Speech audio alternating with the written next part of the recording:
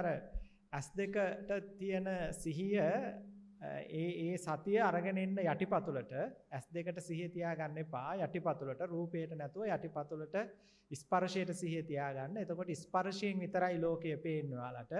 එතකොට කකුල තියන්නට කලින් මේ කොහෙවත් මුකුත් නැහැ. හිස් අවකාශයක්.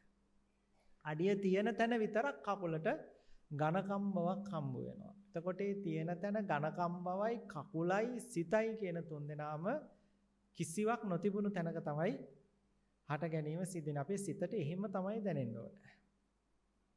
මතක තියාගන්න මේ කියන්නේ මේ සම්පූර්ණ කාරණේ නෙවෙයි. පැහැදිලිද?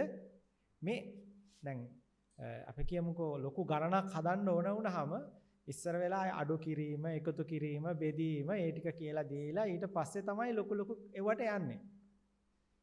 ඒ වාගේ මුළු කාරණේම නෙවෙයි